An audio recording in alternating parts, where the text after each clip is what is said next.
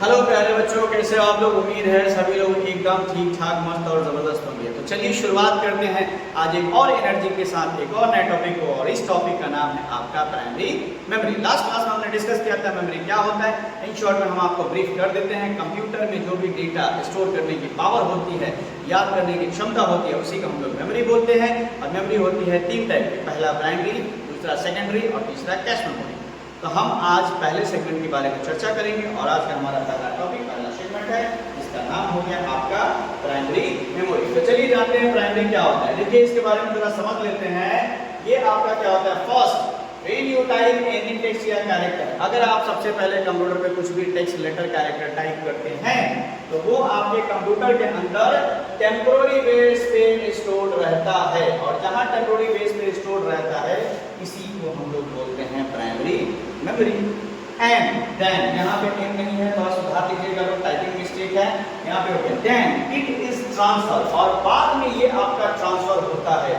कहाँ ट्रांसफर होता है, सेकेंडरी मेमोरी। मतलब कि जब आप सेव करते हो तो सेकेंडरी मेमोरी में ये आपका ट्रांसफर हो जाता है, because of the temporary memory, क्योंकि प्राइमरी वाला तो आपका टेम्पोररी स्टोरेज होता है। प्राइमरी मेमोरी को it is also known as temporary memory भी बोला जाता है। प्राइमरी मेमोरी को टेम्पोररी मेमोरी भी कहते हैं। क्यों बोलते हैं, क्योंकि इसका जो नेचर होता है वो वोलेटाइल होता है। वोलेटाइल यानी अभी कुछ लिखा मिटाया, फिर कुछ लिखा मिटाया, कुछ ओपन किया, कुछ सेव किया, कुछ नहीं किया, हमेशा ये सब काम हम लोग करते रहते हैं। इसीलिए और इसमें एक और दिक्कत है, अगर स्विच ऑफ हो जाए लाइट बीच में तो जो भी कंटेंट आपके प्राइमरी मेमोरी में होते हैं वो सारे आपके गेट्स लॉस्ट हो जाएंगे, मतलब कि आपके मिट जाएंगे। कहने का मतलब, अगर आपने कोई भी प्रोग्राम खोला, लाइक अगर आप बिगिनर हैं तो शायद MS वर्ड पे काम कर रहे होंगे, आपने लाइक MS वर्ड खोला, उसमें कुछ टाइप किया, एग्जाम्पल DTS कंप्यूटर टाइप कर दिया, आपने जब तक उसको सेव नहीं किया है तब तक वो आपकी प्राइमरी मेमोरी में है।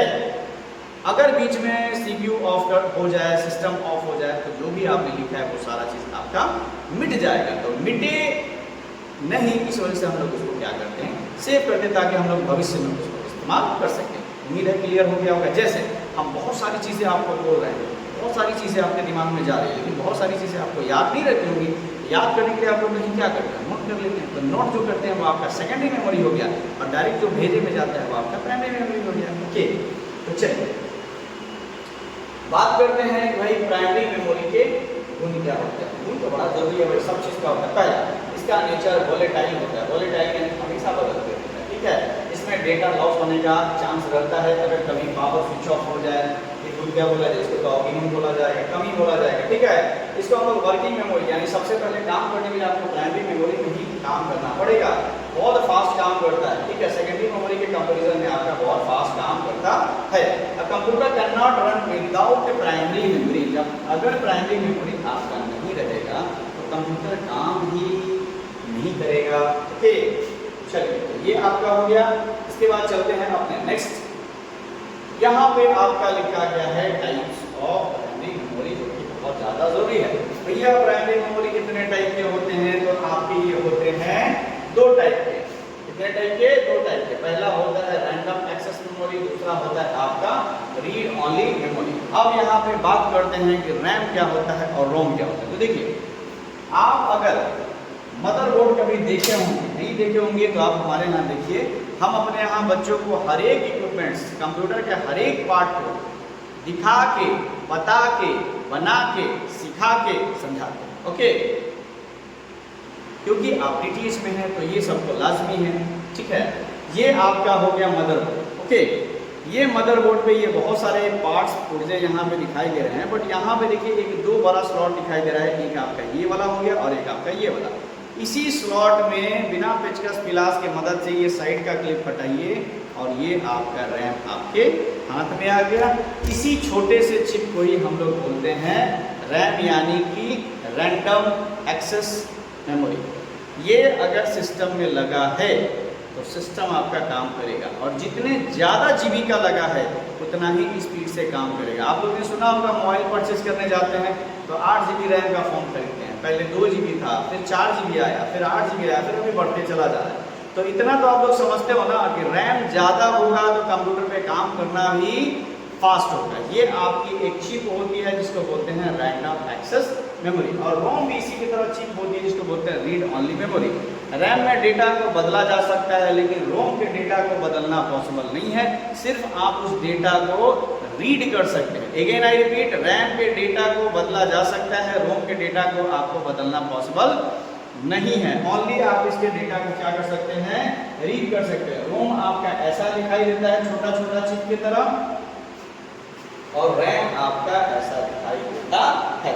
बात करते हैं इसके स्टोरेज या फिर कैपेसिटी की, तो रैम आजकल मार्केट में आपका 2 GB का भी अब नहीं अवेलेबल है, पहले आपका हुआ करता था, अब नहीं अवेलेबल है। तो 2 GB भी होता है, 4 GB भी होता है, 8 भी होता है, 16 भी होता है, ठीक है। 16 तक अभी आपका आ चुका है। तो ये आपका, अब ये समझिए, जितना ज़्यादा GB का रैम उतना आपका कंप्यूटर, लैपटॉप, मोबाइल तेज काम करेगा। अब बात करें रैम लगाते कैसे हैं, तो सेम प्रोसेस। रैम लगाने के लिए आपको कुछ नहीं करना है, ये तो आपका कसा ही रहता है CPU में, ये आपका रैम चिप। अब आप सोचिएगा सर पता कैसे चले कि कितने GB का रैम है, तो देखिए आप जब रैम को लगाइएगा सिस्टम में, तो वहाँ सेटिंग में जाके चेक करने का ऑप्शन है। अदरवाइज ये पूरे सील पैक रहता है प्लास्टिक में, उसके ऊपर भी लिखा रहता है कि ये कितने GB का रैम है। ओके, तो इस रैम को यहाँ पे इस 2 स्लॉट में से, अगेन आई रिपीट, यहाँ पे 2 रैम स्लॉट दिखाई दे रहे हैं, आप दोनों में से किसी एक में भी लगा सकते हैं, कोई प्रॉब्लम नहीं है। बशर्ते आप सीधा उल्टा देख लीजिएगा, वो आपको पता चल जाएगा जब आपके हाथ में रैम रहेगा। और बिना पिचकस पिलास के ये आप ऐसे इसको टाइट कर सकते हैं, और ये हमारा रैम फिट हो गया। ओके, देखिए अच्छे से देख लीजिए, ये भी देख लीजिए, इधर सारे कंप्यूटर के सारे स्लॉट्स वगैरह दिए गए हैं, ये ऐसे CPU के अंदर लगा रहता है। उम्मीद है रैम में कोई दिक्कत नहीं, और प्राइमरी मेमोरी में भी कोई दिक्कत नहीं। तो चलिए, अगर कोई दिक्कत हो तो हमें ज़रूर बताएं। आज की सेवा यहीं पे समाप्त होती है। सभी को जय हिंद।